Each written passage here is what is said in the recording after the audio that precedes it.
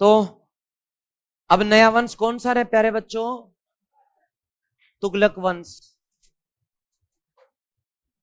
तो आधा पेज छोड़ दो या धड़ाधड़ लिखोगा? तो दोस्तों, तुगलक वंश,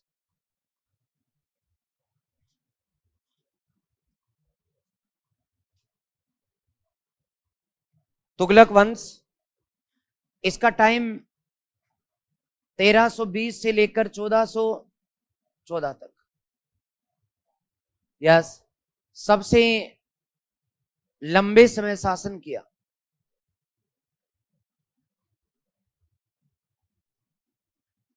शासन करने वाला सुल्तान वंश, तो सबसे लंबे समय तक इसने शासन किया, सुल्तान बने। आप कहोगे गुरुजी इससे ज्यादा तो मुगल रहे थे। बेटा वो सुल्तान नहीं थे, वो बादशाह थे। तो सुल्तानों में तो सबसे ज्यादा इन्हीं का है, इसलिए बात को समझा करो। सुल्तान जो है उसमें सबसे ज्यादा यही रहे। करीब करीब 94 या कितने 96, कितने 94, 94 वंश, 94 ईयर, तो तब तक इन्होंने शासन किया है। तो इनमें पहला शासन करने वाला व्यक्ति गयासुद्दीन है, जीटी।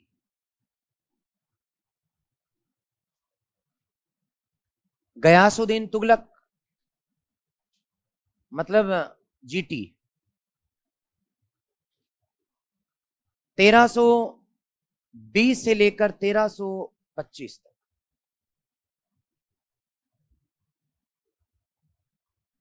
तो एडिंग पर एडिंग डाले जाओ और वो भी लिखे जाओ।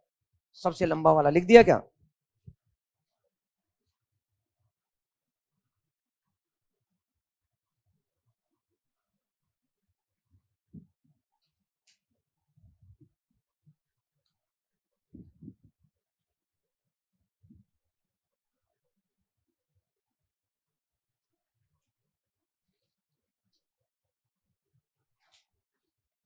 बैलेंस्ड था ये, बैलेंस्ड, ना कठोरता ना उदारता, बीच में, या अपन यूं कहें मध्य मार्गी था। कि ज्यादा कठोरता से किसानों का शोषण होगा, ज्यादा उदारता से वो टैक्स नहीं देंगे तो राज्य कैसे चलेगा। तो कुछ बीच का मार्ग इन्होंने अपनाया। कैसे? कि राजस्व में तय करते समय उदारता रखी जाए। कि जैसे मान लो तेरे खेत में कितनी बोरियां होती हैं? 40। तो कितनी बोरियां देगी मेरे को?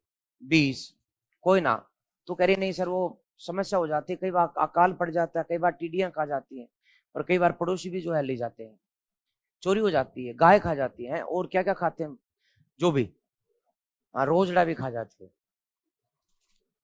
तो 40 की जगह मान लो कि 30 बोरी हो गई, उनमें 15 तो देगी। चल ठीक है, 15 भी मत दई, 12 दे दिए, चलो छोड़ो, 10 बोरी हर साल देनी पड़ेगी। तो लगान निर्धारण में उदारता बरतना, परंतु वसूली में कठोरता।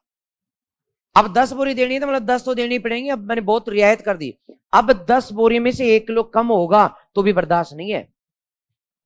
इसलिए इसने मध्य मार्गी नीति अपनाई, जिसे रस्म ए नियमी कहा जाता है।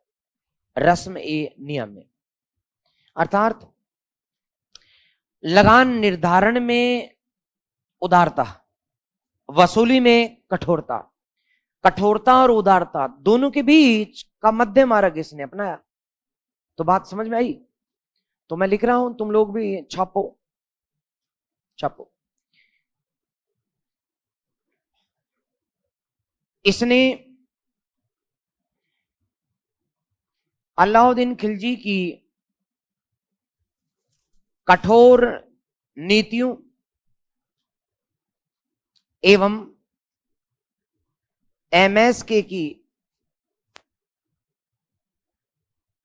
उदार नीतियों के मध्य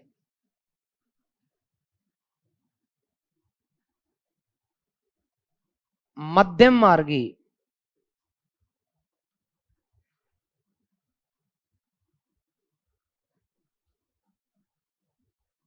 नीतियां अपनाई, इन्हें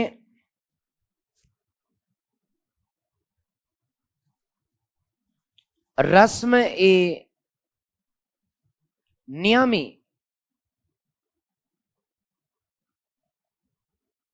नियमी कहा गया। अर्थात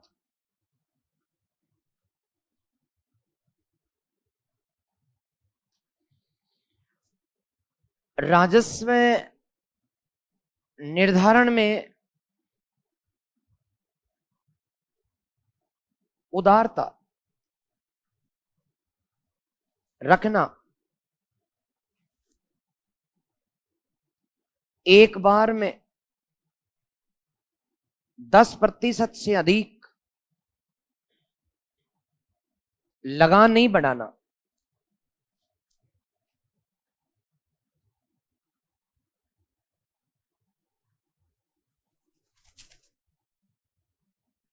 परंतु कर वसूली में, अरे काली मिर्च दूं के,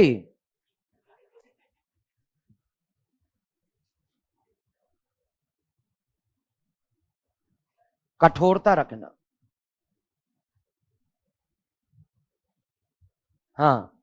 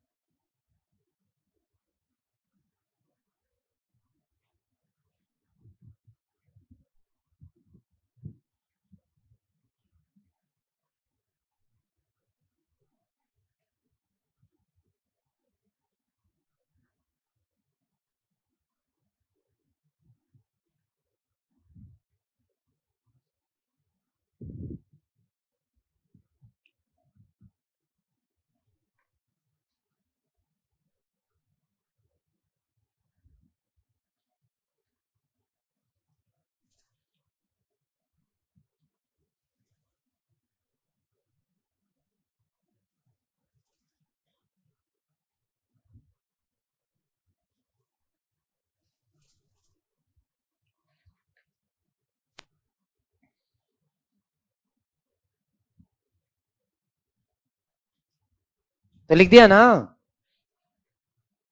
तो लिखो। तो ऐसे क्या, खांसी चल रही है इसलिए नहीं लिख रहेगा, तो आ जा ले, या बीच में टैक्स और लेगी, बता।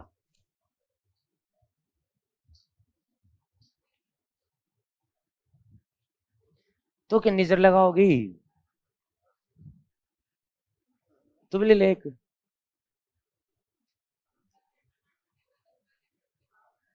हाँ जब तो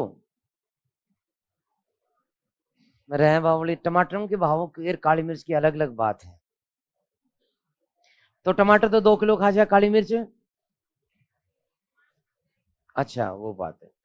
तो प्यारे दोस्तों, आदमी ठीक था, ठीक था, बुरा नहीं था, अच्छा भी नहीं था, ज्यादा अच्छा भी नहीं, ज्यादा बुरा भी नहीं, बीच का था। बीच का मेल जानते हो ना। इसने कहा कि लगान किसान पर अचानक बढ़ा देते हो यार, ये कोई अच्छी बात है क्या? नहीं, धीरे धीरे धीरे धीरे, 1 साल में 10% से ज्यादा लगान नहीं बढ़ना चाहिए। जैसे मान लो मैं पहले तुमसे 10 बोरी ले रहा था, तो आप 10% और बढ़ाओ। अगले साल में ऐसे नहीं कि मैं तो 15 लूंगा ना, 11 ले ले भाई। 10 बोरियों का 10% कितना हुआ, 1 बोरी, तो 11 हो सकता है इसमें, ज्यादा नहीं। इसलिए सोचता था, उसने कहा था कि जो रियाया है, रैयत है, किसान है, उसका शोषण नहीं होना चाहिए। बट हाँ, इसने ये भी कहा, ज्यादा पैसा होगा ना रियाया के पास, किसान के पास, तो विद्रोह करेगा। ज्यादा धन नहीं, ज्यादा इकट्ठा भी नहीं हो, पेट खाली भी नहीं रहे, इतना रहे बस। तो इसकी मान्यता थी। तो इसने कहा कि रियाया जो है ना, रियाया बोले तो किसान या जनता, जनता का शोषण नहीं हो, ना हो, साथ ही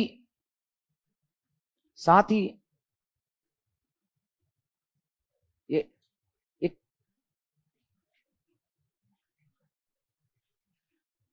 पेट दुखे को तन पहले कद्दी में ना हो, साथ ही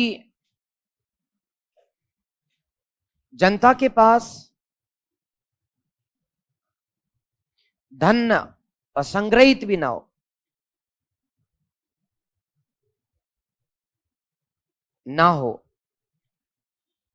वरना वो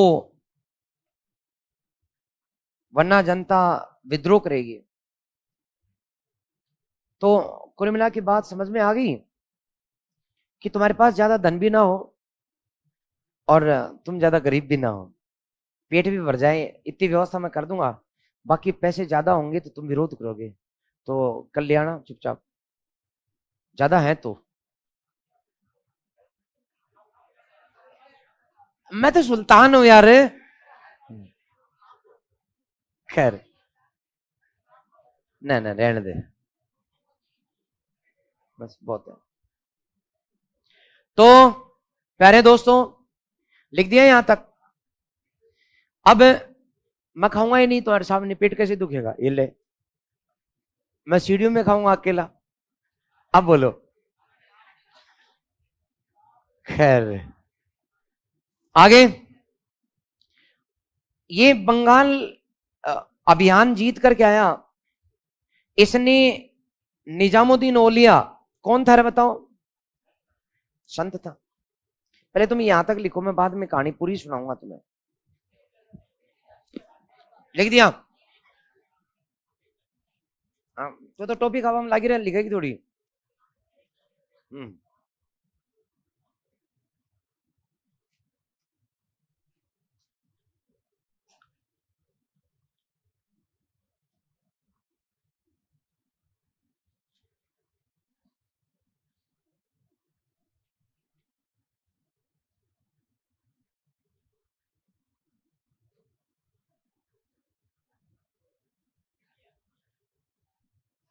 हाँ बोलो।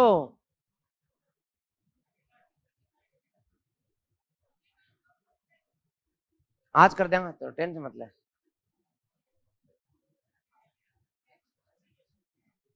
वो तेरा दिमाग घूम रहा है, ऐसे नहीं,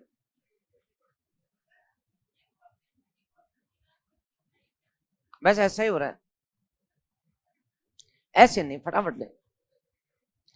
जी आज तुम्हें ध्यान नहीं है, लेकिन मैं बता दूं, ये अपना भाई एक जो है वो कौन सी कोचिंग, स्प्रिंग बोर्ड, उसके नोट्स हैं इनके पास, वो तुलना कर रहा था,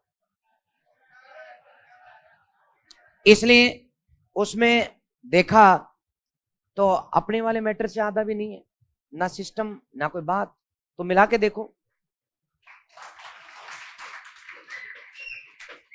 जिसको देखना हो वो नोट्स यहाँ हाजिर है, तुलना कर लेना, मैं मेरे पास आ जाना, अभी ब्रेक दूं जब, जिस जिस भाई को देखना हो हाजिर है, और अपना रजिस्टर ले आना, मिलान करना, और व्यवस्थित सुव्यवस्थित जिसको अपन कहते हैं, और 1.5 गुना मैटर नहीं हो तो फिर मेरे से टॉपिक आ जाना।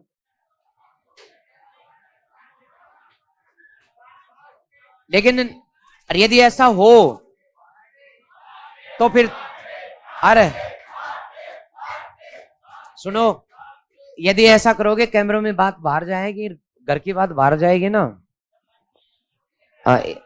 ना ना, बहुत तगड़ी है, हर बात जो है वो जाती है, मुझे कहा जाता है, टेबलें बजाने की बात तो इतनी गई कि सर है ना आपकी क्लास रोक देंगे हम। मैंने कहा नहीं रहे प्यारे बच्चे, मैं तो बहुत बचाता हूं तेरे को बावली, लेकिन तू मानती है नहीं।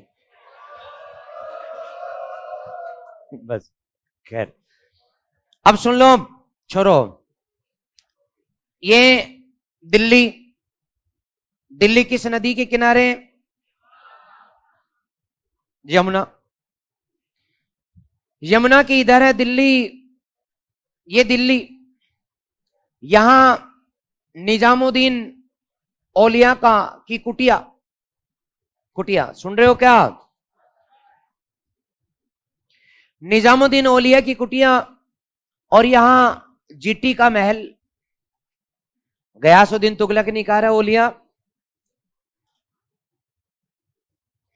वो 1 अरब रुपए का, वो 5 लाख चांदी के टंके का, क्योंकि जब ओलिया ने देखा कि 5 लाख टंके के अंदर करीब 11 बोरी भर गई, तो इतनी 11 बोरियों का तू क्या करेगा? तू तो संत है, फकीर है, ना शादीशुदा है, ना बच्चे, ना आगे ना पीछे, वापिस दे दे। अच्छा, दिए किसने दिए 5 लाख? और उसकी हत्या करके शासक कौन बना? जीटी। तो जीटी ने ओलिया को कहा कि ला वापिस दे, इसने कहा कि नहीं मेरे तो खर्च हो गया, नहीं है, नहीं है। दूसरी समस्या और, ओलिया की कुटिया में निजामुद्दीन ओलिया बहुत बड़ा सूफी संत था, 7 सुल्तानों का टाइम देखा था इसने, कितना? 7। बड़ा संत था, लोग आते थे, कुटिया छोटी सी थी, गरीब सी थी, झोपड़ी थी, लेकिन लोग दूर दूर से आते थे, दुखी दीन लोग जो थे, और इन दीन दुखियों की ये सेवा करता था, उनकी सहायता करता था। तो उसके यहां दरबार लगा करता था, लोग दिन भर, कोई हजारों लोग मिलने आते थे निजामुद्दीन औलिया से। इतने लोग तो जीटी के पास नहीं जाते थे, इसके पास दिन में कोई 5, 7, 10, और इसके पास 1000, इसके पास 10, तो ईर्ष्या होगी कि नहीं होगी? इसने फिर कहा कि मैंने कहा ना रे वो पैसे दे, उसने कहा कि नहीं है, नहीं तो बाहर निकल, और उसको दिल्ली से बाहर निकाल दिया। बोले भाग। बोला ठीक है, हम तो संत हैं, आज यहां कल वहां, अपनी कुटिया यहां बना दी। अब बोले ठीक है, गयासुद्दीन तुगलक को बंगाल अभियान पर जाना था, ये बंगाल के अभियान पर गया, बंगाल को जीता, और जीत करके वापिस आया। तो जब बंगाल जीत करके वापिस आ रहा था, तो इसी की कुटिया के पास में रुका, इसका बेटा था जीटी का, एमबीटी,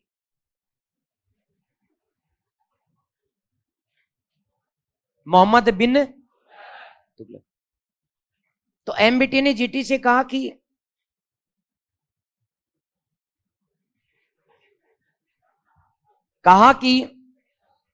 सुल्तान हो आप, जीत हासिल किए आपने, और जीत कर आए हो, ये क्या बात हुई? आपका स्वागत करेंगे, गाजा बाजे के साथ लेके चलेंगे राजधानी में। बोले तो बेटा करना, जल्दी कर। इसलिए स्वागत के लिए उनको यहीं रोक दिया गया। दूसरे दिन यहां स्वागत के लिए महल बनवाया गया लकड़ी का,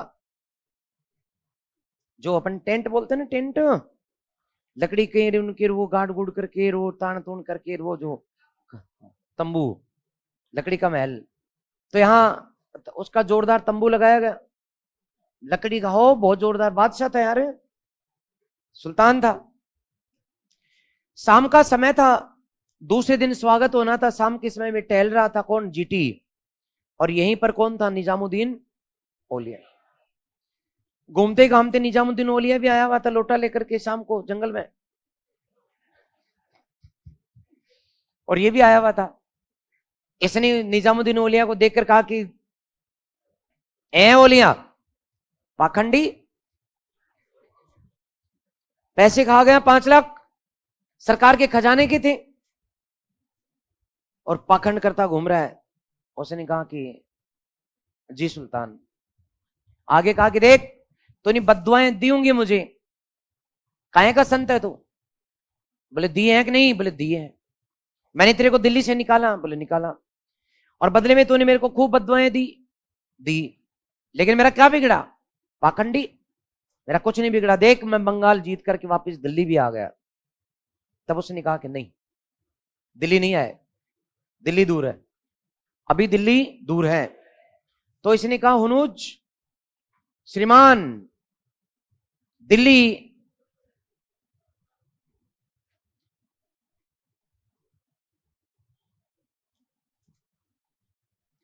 अर्थात दिल्ली दूर है। अब कोई बात नहीं, बोले तेरे तो ऐसे ही, दिल्ली दूर क्या, जब बंगाल से यमुना के तट पर आ गया, पार ही तो करनी है, सामने दिल्ली।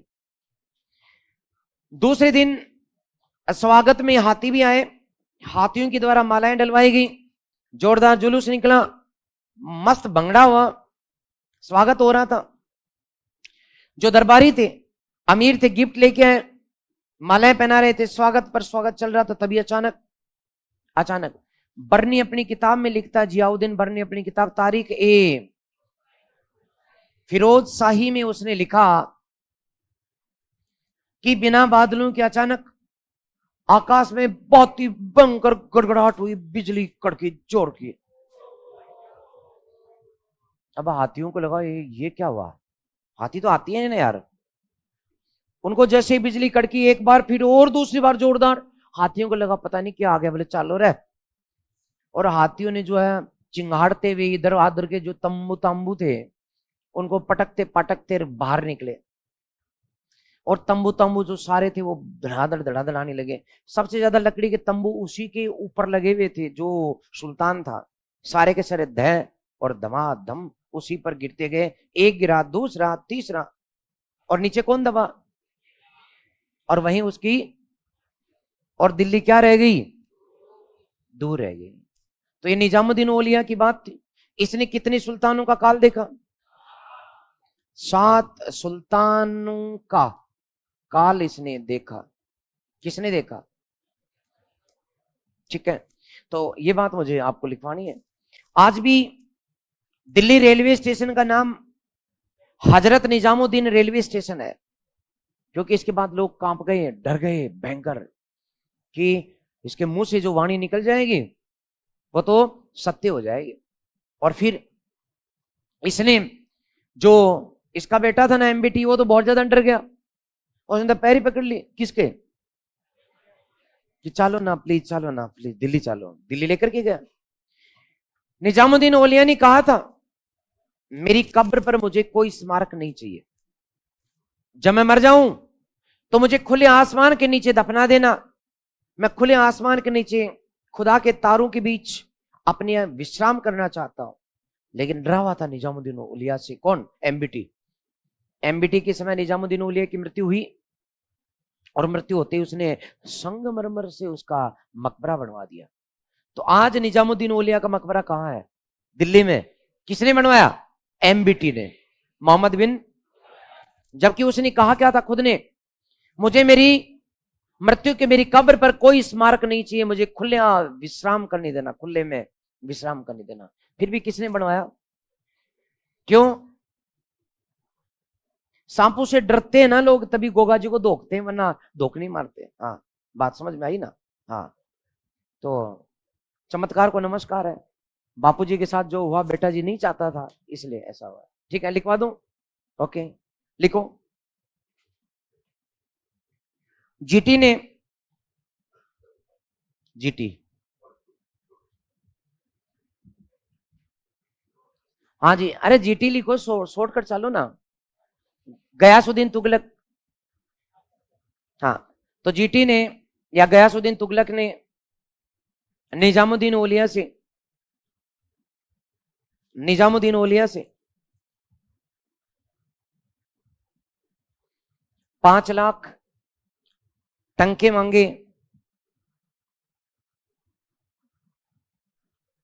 टंके मांगे। औलिया ने इनकार किया,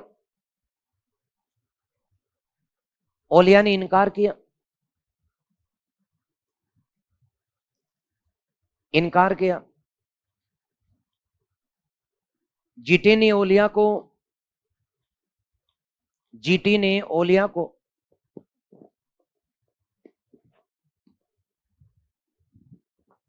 दिल्ली से बाहर निकाला,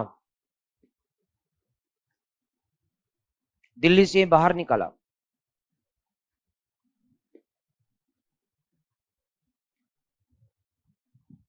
1325 में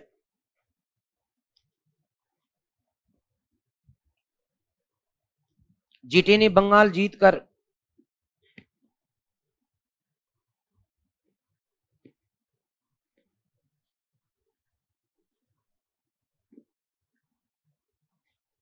दिल्ली के पास पहुंचा।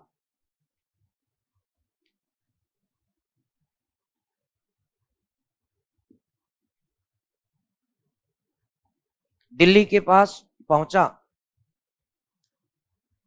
ओलिया ने कहा, ओलिया ने कहा कहा इन्वर्टेड कॉमास। तो क्या लिखोगे बताओ? हुनूज दिल्ली दूरस्थ लिखोगे या दिल्ली दूर है? दिल्ली दूर है लिख दो। हाँ, दिल्ली दूर है,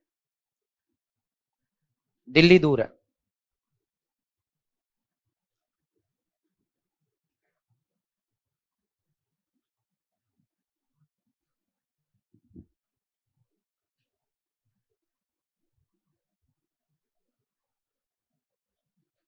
दिल्ली दूर है लिख दिया। दूसरे दिन दूसरे दिन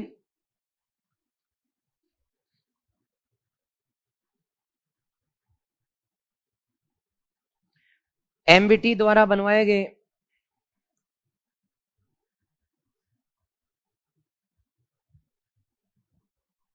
एमबीटी द्वारा बनवाए गए लकड़ी का महल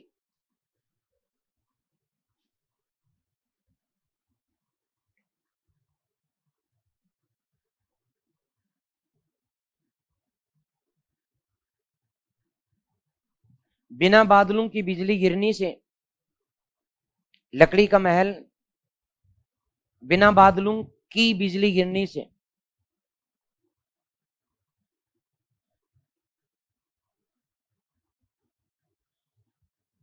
बिना बादलों की बिजली गिरने से हाथियों द्वारा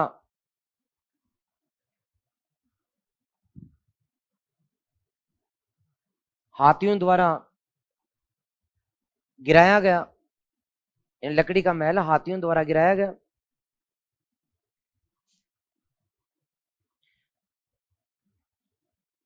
गयासुद्दीन तुगलक की मृत्यु हुई।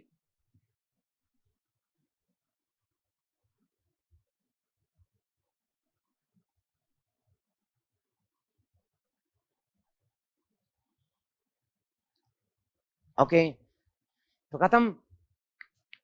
तो प्यारे बच्चों, एक और बात है, बहुत ही खास है। और बात क्या कि जो पहली बार भारत में मध्यकाल में किसानों के लिए, खेती के लिए, सिंचाई के लिए नहरों का निर्माण किसने करवाया? गयासुद्दीन। तो लिखो नीचे। मध्यकाल का प्रथम भारतीय शासक जिसने मध्यकाल का प्रथम भारतीय शासक जिसने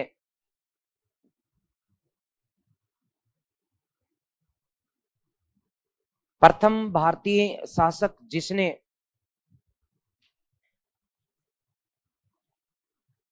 नहरों का निर्माण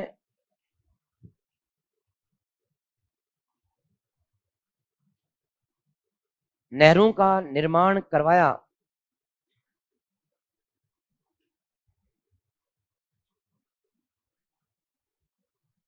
था।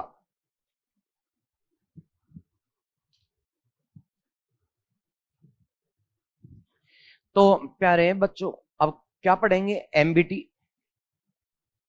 मोहम्मद बिन तुगलक। एक नया युग, एक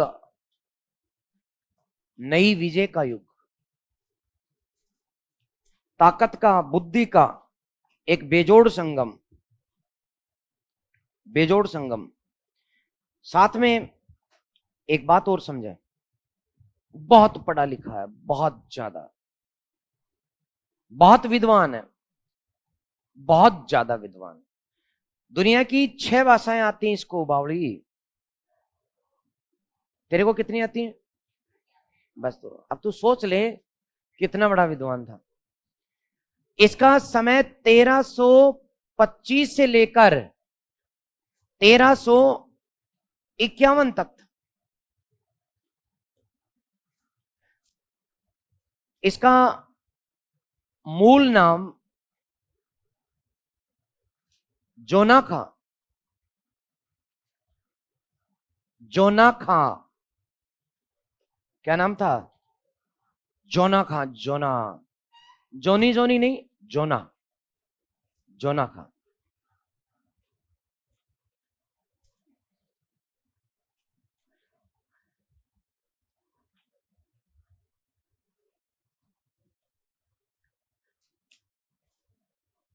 शासक किस नाम से बना? मोहम्मद बिन तुगलक।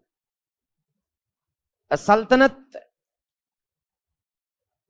काल या मध्यकाल का सर्वाधिक शिक्षित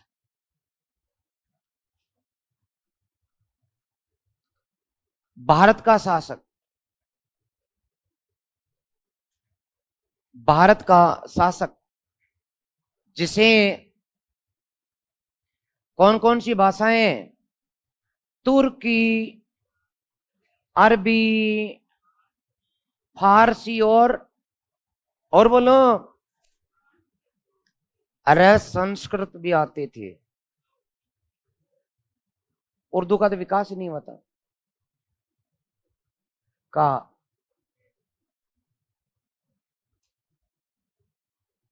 ज्ञाता था। अब इनमें जैसे भाषा पर्शियन भी है, इन्होंने इनके साथ साथ चीनी भाषा का भी ज्ञाता था। चीन में इसने राजदूत मंडल भी भेजे थे, इब्न बतूता को भी चीन भेजा था। तो ज्ञाता तो कई भाषाओं का था दोस्तों, लेकिन ये 4 भाषाएं जिनमें ये शासन करता था, आदेश देता था। संस्कृत में भी। तो लिख दिया क्या आपने? ओके। बच्चों पढ़ोगे कब? आपने लिखा है? अच्छा, मैंने उधर से आते देखा था इसको। अच्छा, उधर से भी आगे से आई थी। अच्छा, उधर से कोने से? कहां से?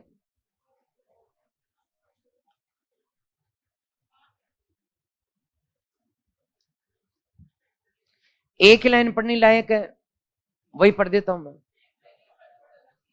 हम अपनी जान को दुश्मन, हम अपनी जान की दुश्मन को भी जान कहते हैं, मोहब्बत की इस मिट्टी को हिंदुस्तान कहते हैं। मत, मैं सही पढ़ूंगा ही नहीं, तू भी जानती है मैं, क्योंकि मैं तुझे जानता हूं। खैर, अरे लिख दिया के?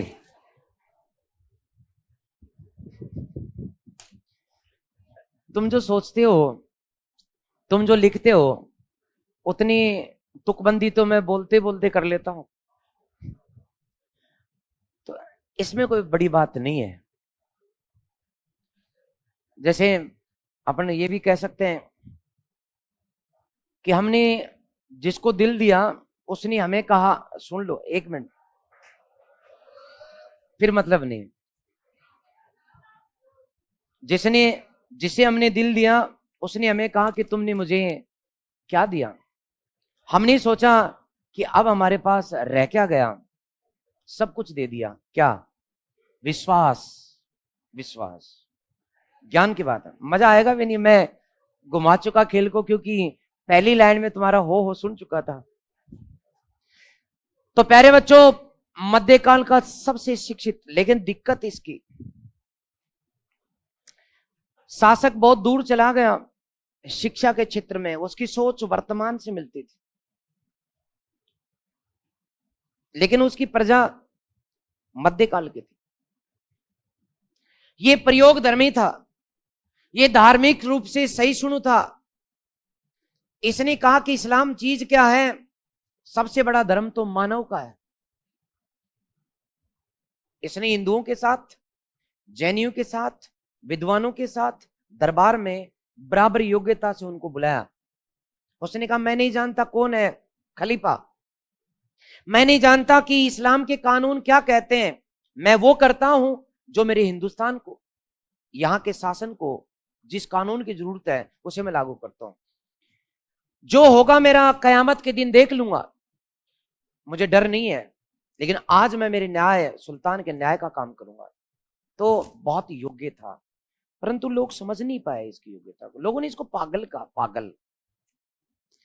तो धार्मिक रूप से सबसे अधिक सहिष्णु शासक था, सर्वाधिक धार्मिक रूप से सर्वाधिक सहिष्णु था, सर्वाधिक सहिष्णु सुल्तान, सुल्तान जिसने योग्यता के आधार पर हिंदुओं को पद दिए, योग्यता के आधार पर हिंदू, जैनी या जैनियों को पद दिए। इसलिए बहुत योग्यताएं थी इसमें। लिखते जाओ तुम तो धमाधम। और ये बातें तो मैं तुम्हें बोल के भी बता सकता हूं, मैं क्यों लिखूं, तुम लिखो।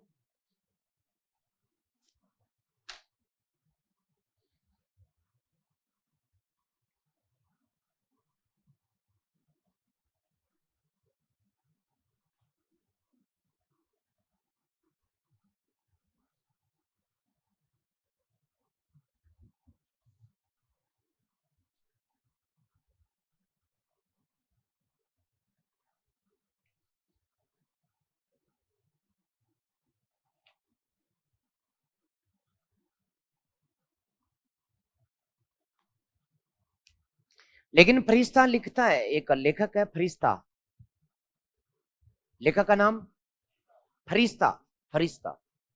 वो लिखता है कि सुल्तान बहुत योग्य था, बहुत योग्य था। लोगों को उम्मीद थी, लोगों को पहले ही पता था, जब इसके बापू जान जिंदा थे, अब्बा जान, तब लोगों को पता था कि बेटा जान जो है बहुत योग्य है।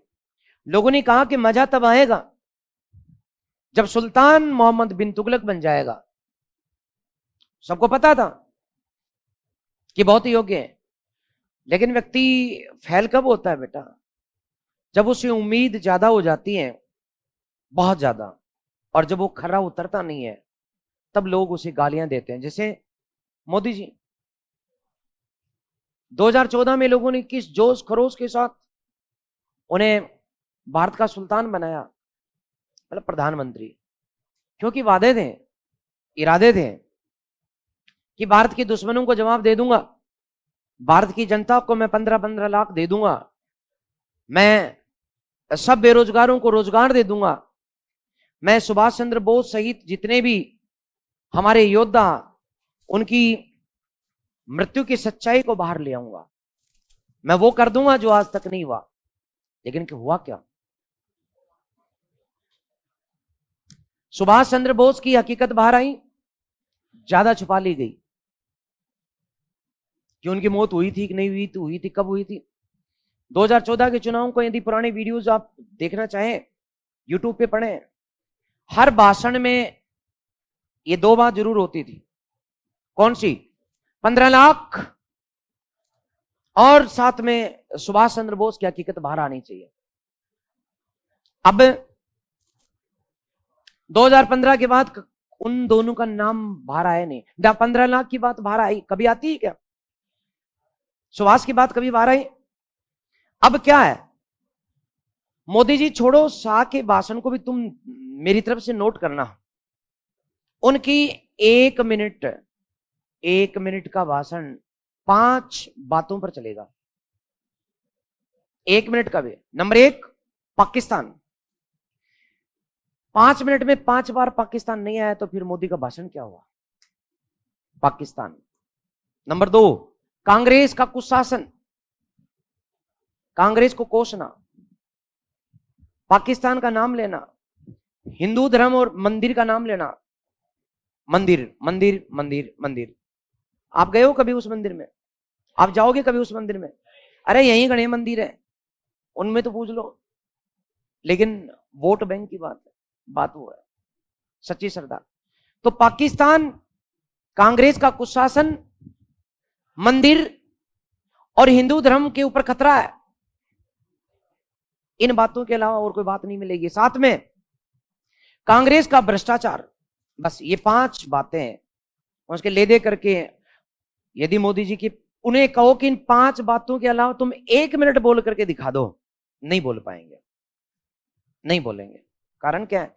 राहुल गांधी तो खैर अज्ञान है, उसकी तो बात छोड़ दो भाई। सच्चाई की बात करें, हम आज विश्लेषण करें, आज हम भारत के एक जिम्मेदार नागरिक होने के नाते, तो एक चोर है, दूसरा महाचोर है, यही सच है। ये दोनों ऐसे ही है। लेकिन दुख की बात, एक की सच्चाई सामने है, एक सब कुछ छुपा गया। एक थे आसाराम, एक थे आसाराम और दूसरा है झांसाराम। झांसे पर झांसे, झांसे ही झांसे। खैर, मैं विचारधारा के खिलाफ नहीं हूं, लेकिन दुख की बात यह है कि हमारे गलवान के अंदर कितना क्या हो गया, हमारे कश्मीर में क्या हो गया, हमारे कहीं पर भी कुछ अच्छा नहीं। अरुणाचल प्रदेश के बारे में पता है?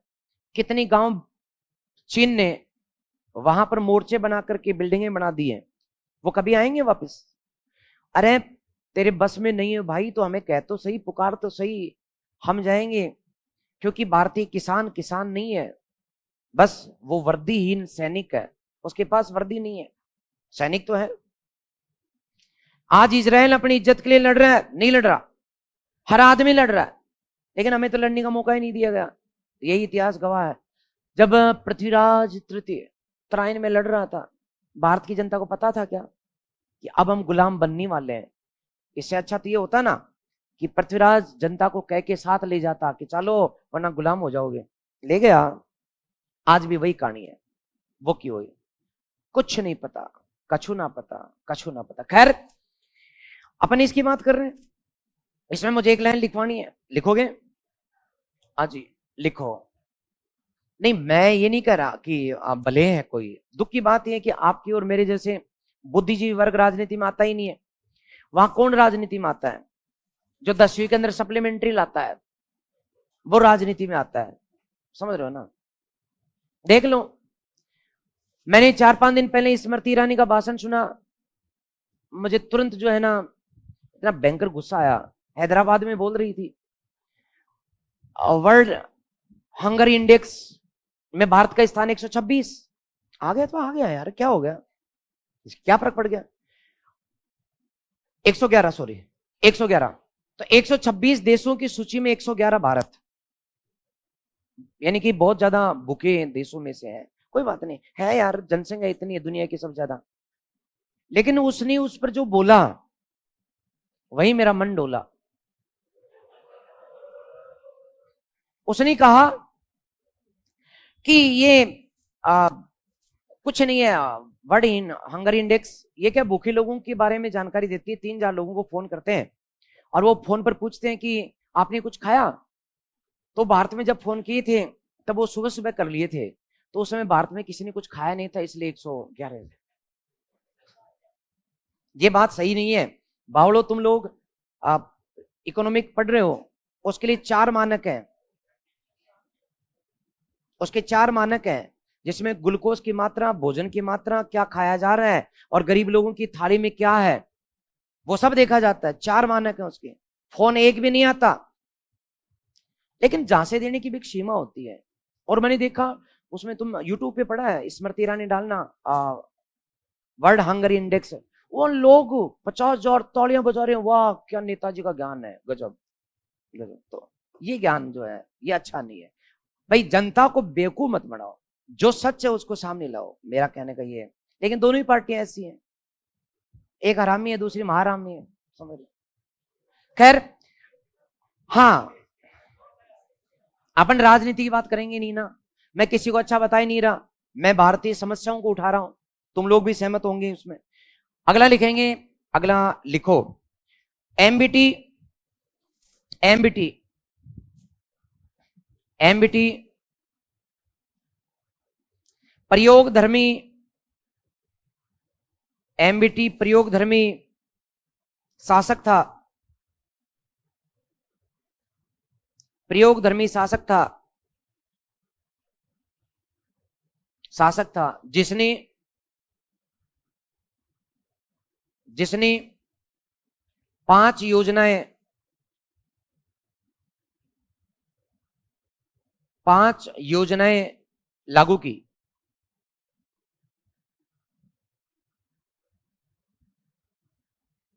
तो 5 योजना दोस्तों, तो बात को समझो, 5 योजना लागू करने के पीछे उद्देश्य क्या है वो सुन लेना आप। जैसे मान लो कि भारत है, अपने पिता के समय मोहम्मद बिन तुगलक के बारे में मैं बता रहा हूं। अपने पिता के समय उसे भारत का सेनापति बनाया गया था और वो विजेता था, विजेता। उसने संपूर्ण भारत को जीत लिया था।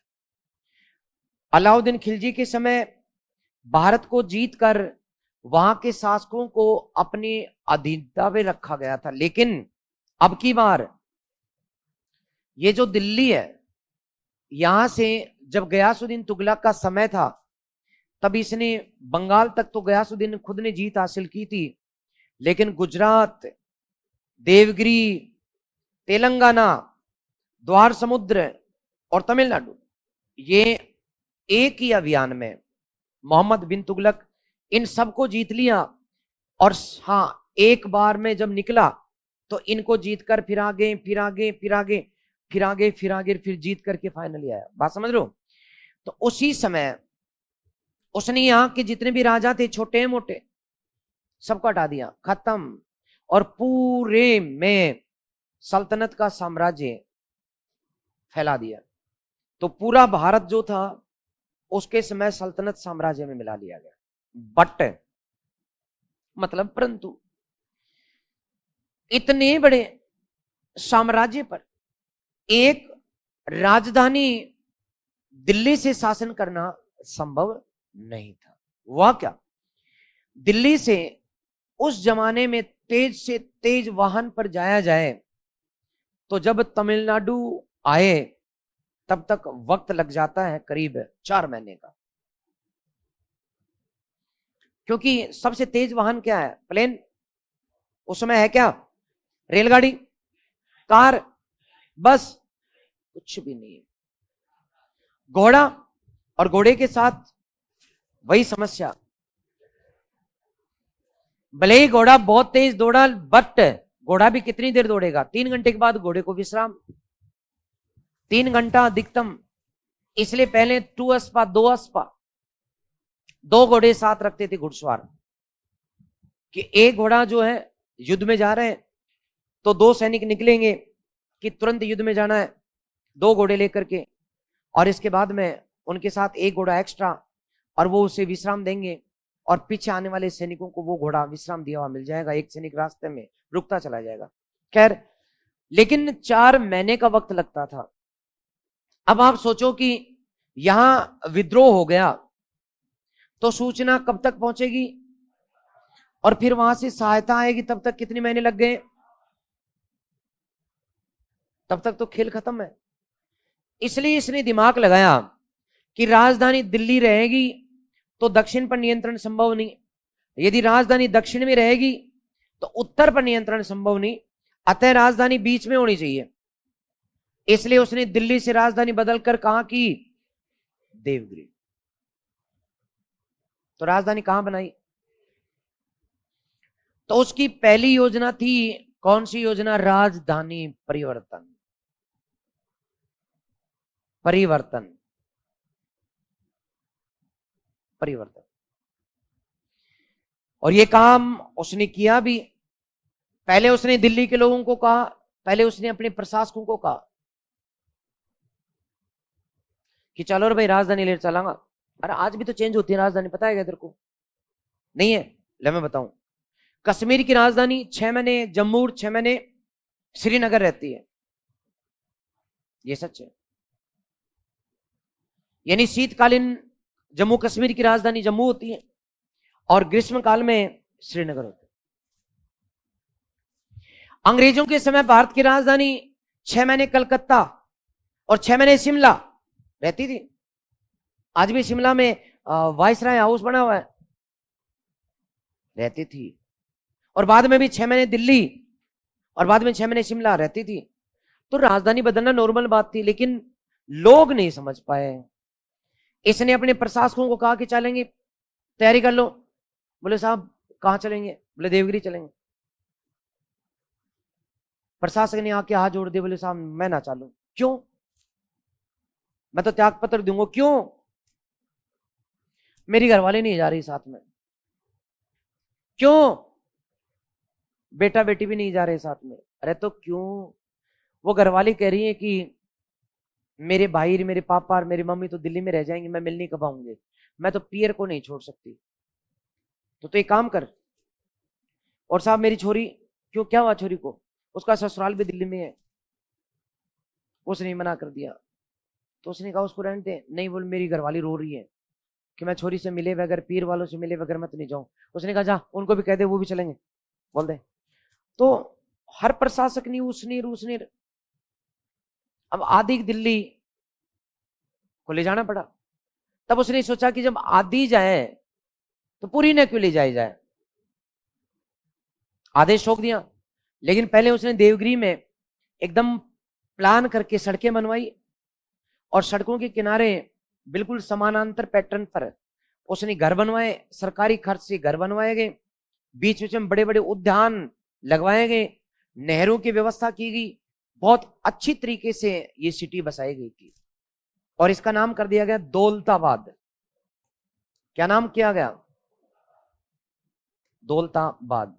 तो दौलताबाद जो है वो राजधानी बनाएगी और फिर उसने आदेश दिया कि सारे दिल्ली के लोग चलेंगे। यदि पीछे कोई रहा मृत्युदंड दिया जाएगा उसे। अब लोग थे, चलो भाई। लेकिन लोगों का मन बहुत दुखी था, जाना नहीं चाह रहे थे। क्यों नहीं जाना चाह रहे थे? क्योंकि उनकी दिल्ली के बाहर दिल्ली वालों की रिश्तेदारी थी। समझ रहे हो? सारे दिल्ली के लोग दिल्ली में थोड़ी ससुराल करके बैठे थे। कोई गुड़गांव में भी था, कोई आसपास के क्षेत्रों में भी था। समझ लो। तो अब वो बंद तो नहीं है, कदम आगे बढ़ाए, पैर पीछे पड़े, लेकिन चलना तो पड़ेगा। रास्ते में लंगर की व्यवस्था थी। हर 2 कोस के ऊपर खानी पीनी मुफ्त का खाना पीना, रुकना तंबू ही तंबू, कोई दिक्कत नहीं। लेकिन लोगों की दिक्कत यहां थी। इसलिए यहां पहुंचे। बर्नी लिखता है कि जब उसने आदेश दिया कि चेक करो रे दिल्ली में कौन है, तो एक तो लंगड़ा था, एक अंधा था। मतलब दोनों को बांध दो। दोनों को घोड़े के पीछे बांध दिया गया जंजीरों से, लोहे की जंजीरें। और फिर कहा बोले दौड़ाओ। तो बताते हैं, बर्नी लिखता है कि जब वो दौलताबाद पहुंचे पीछे लटके लटके, तो लोहे की जंजीर का तो कुछ खास नहीं बिगड़ा, बट उन दोनों की जो हाथों की, दोनों हाथों को बांधा गया था, वो हड्डियां या कोने के ऊपर ऊपर की पहुंची थी, बाकी रास्ते में घिस गए। समझ गए? घिसेंगे कि नहीं? जब दिल्ली से उनको घसीटते घसीटते हैं दौलताबाद पहुंचा दोगे, तो सारे की सारी चमड़ी, फिर हड्डियां, फिर मांस घिसता घिसता घिसता घिसता वहां पर सिर्फ हड्डियां पहुंची थी। वो भी किसकी हड्डियां? हाथों की। वे कम से कम 2 महीने तक घसीटेंगे उनको, बापड़ों को, तो यही होगा।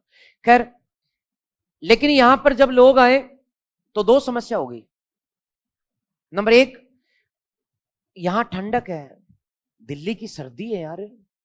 आनंद है सर्दी का आनंद अलग है। आपने गाना भी सुना होगा, हाँ, दिल्ली की सर्दी। यहां मौसम है, मानसून है, यहां सुहावनापन है। और यहां देवगिरी, महाराष्ट्र में देवगिरी, अरे बंबई में लोगों ने कभी रजाई ओढ़ी क्या? वहां सर्दी नहीं पड़ती, काहे को रजाई ओढ़ेंगे? तो आप लोग नाम लोगे तो बहुत अचरज करेंगे, बोले रजाई क्या होती है? क्योंकि वहां हमेशा गर्मी रहती है, हमेशा। मैं आपको बता दूं 2019 वक्त था 24 दिसंबर का, और मैंने घूमने का मन बनाया और मैडम को कहा कि भाई पैकिंग कर लो, तो सारे स्वेटर ही स्वेटर, स्वेटर ही स्वेटर। और मूड था पोर्ट ब्लेयर जाने का, मतलब अंडमान निकोबार का, तमिलनाडु होके निकलना था। पहली फ्लाइट में जब चेन्नई उतरे तो यहाँ तो जो थे वो भयंकर सर्दी पड़ रही थी। 24-25 दिसंबर की बात थी, शीतकालीन अवकाश था। तो हम 2 सूटकेसों में स्वेटर और गर्म कपड़े, स्वेटर एंड गर्म कपड़े एंड छोटी छोटी पतली पतली जयपुरी रजाइयां भी पैक कर करके ले चले। सर्दी का डर था, लेकिन तमिलनाडु में उतरे तो भयंकर पसीना। वहां वहां गर्मी, वहां एक्चुअली गर्मी अब पड़ रही है, मानसून अब चल रहा है, अब लौटता मानसून। अब तापमान 48 डिग्री है चेन्नई का। तो वहां पहुंचे तो हाल ही कुछ और पोर्ट ब्लेयर गए तो लोगों ने कहा रे काहे को रजाएं घसीट रहे हो। मैंने कहा स्वेटरें भी हैं। बोले स्वेटर चीज क्या होती है। कई लोगों ने समझाया कि बावड़े हो, पहले पूछ तो लेते किसी से कि दक्षिण भारत घूमने आओ ना तो उन्हीं कपड़े मत लाओ, अपनी पतली से पतली टी शर्ट लेकर के आओ। और इस चक्कर में जो है दूसरा राउंड शिमला का कर लिया मैंने। और वहां पर ये कपड़े नहीं ले गए, गर्मी का टाइम था, तो पतली टी शर्ट ले गया। शिमला में पड़े सर्दी, जून के अंदर भी भयंकर। पहले ही होटल के अंदर होटल वाले ने रेड पीट दी। उसने, मैंने कहा भाई कमरा दिखा, हो गया। मैंने छत की तरफ देखकर कहा कि एसी कहाँ है, पंखा कहाँ है। उसने कहा भाई साहब राजस्थान से आए हो क्या। मैंने कहा हाँ। बोले समझ में आ गए, वहां तुम लोग गर्मी देखते हो। अरे बावले यहाँ पर थोड़ी देर में तेरी धूजनी चढ़ने वाली है, तो रजाई की बात करता तो मेरे समझ में आता कि रजाई ढंग की नहीं है या गीजर नहीं है। तो नहीं, ये हकीकत है। देख लो शिमला में तुम में से गए हुए होंगे ना, वहां पर पंखे नहीं होते, एसियां नहीं होती। ये जून की बात है, अभी आजकल तो बर्फ पड़ी है वहां चारों तरफ। कुफरी नाम है उस जगह का, शिमला के पास का वो जगह जहां बर्फ पड़ी रहती है। वहां पर स्केटिंग करते हैं, क्या करते हैं, आइस के ऊपर वो फिसलते हैं ना, वो क्या बोलते हैं उसको। हाँ, वो चल रहा है मौसम वहां पे। तो वहां तुम एसी चलाओगे, पंखा चलाओगे ऐसी बर्फ में। तो खैर दिल्ली के लोगों को ये गर्मी पसंद नहीं थी। दूसरी बात, दिल्ली तो दिल्ली है यार, यहां से आक्रमण होता है तो सामना कौन करता है, मंगोलों का आक्रमण, अन्य का आक्रमण सामना कौन करेगा। जब आप यहां से यहां आ जाओगे तो विद्रोह बढ़ेंगे कि नहीं। बंगाल में विद्रोह, उत्तरी पश्चिमी क्षेत्रों में आक्रमण, धनाधन। समझ में आ गया उसको कि गलती हो गई। तो उसने कहा कि चलो रे वापिस चलो। यदि कोई दिल्ली का व्यक्ति यहां रह गया तो लोगों ने कहा पागल है ये, और उसे कैसा सुल्तान घोषित कर दिया, पागल सुल्तान। योजना सफल हुई है असफल। ठीक है, हेडिंग डालो। आपने 5 प्रयोग लिख दिए क्या। नंबर 1 प्रथम प्रयोग या प्रथम योजना ऐसे लिखोगे, फर्स्ट योजना। हाँ जी, फर्स्ट योजना, प्रथम योजना। प्रथम योजना लिखेंगे। राजधानी परिवर्तन, राजधानी परिवर्तन। और इसमें लिख दो साम्राज्य के मध्य में स्थित होने के कारण, साम्राज्य के मध्य में स्थित होने के कारण,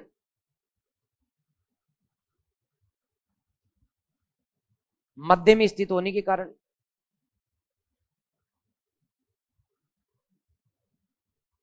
होने के कारण देवगिरी का नाम, देवगिरी का नाम दौलताबाद किया गया।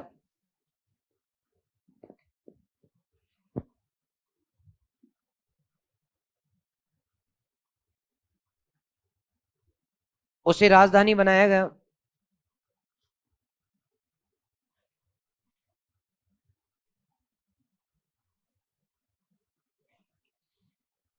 सारी दिल्ली की जनता को दौलताबाद ले जाया गया।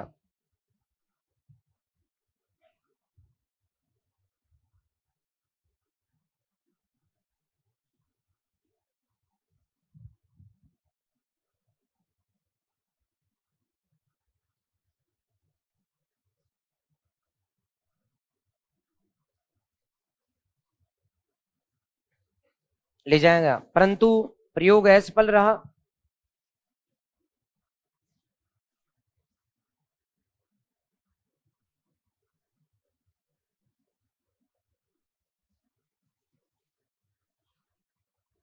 असफल रहा क्योंकि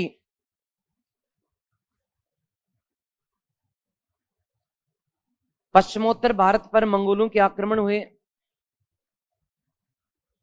क्योंकि पश्चिम उत्तर पश्चिमोत्तर भारत पर मंगोलों के आक्रमण हुए।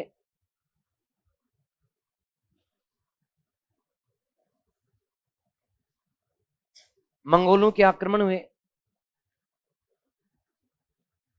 पश्चिमोत्तर भारत पर मंगोलों के आक्रमण हुए। उत्तरी भारत में विद्रोह बढ़ गए।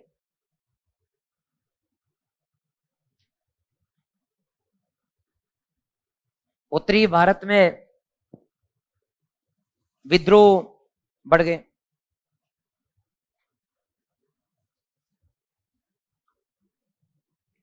ठीक है, बढ़ गए। आगे लिखे। 3-4 वर्षों के बाद एमबीटी ने 3-4 वर्षों के बाद एमबीटी ने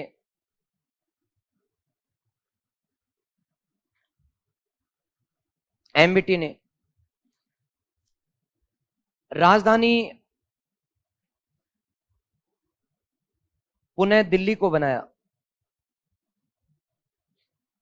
राजधानी पुनः दिल्ली को बनाया। दिल्ली को बनाया।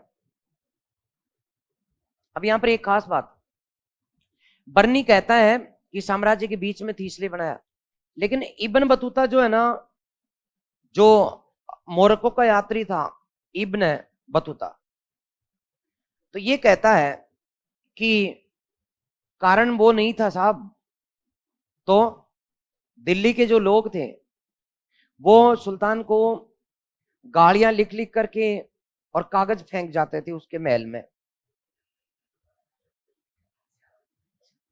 पर्चियां फेंक जाते थे। तो नोट डाल दे, नोट। इब्न बतूता ने लिखा,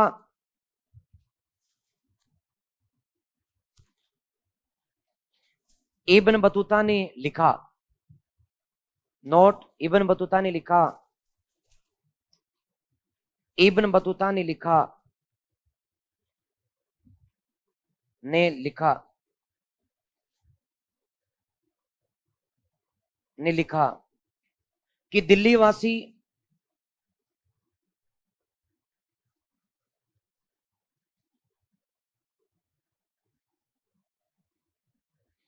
सुल्तान को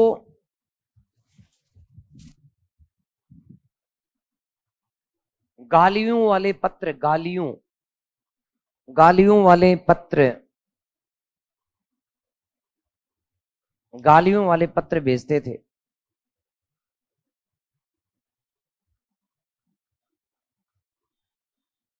पत्र भेजते थे, ओके। तो और बर्नी ने क्या कहा बताओ, साम्राज्य के मध्य में स्थित, तो ये भी लिखोगे क्या? बर्नी ने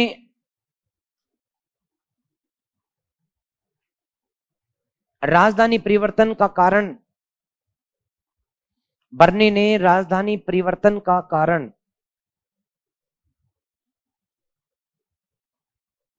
का कारण दौलताबाद की राजधानी, सॉरी, कारण दौलताबाद के साम्राज्य के मध्य में होना, दौलताबाद के साम्राज्य के मध्य में होना बताया।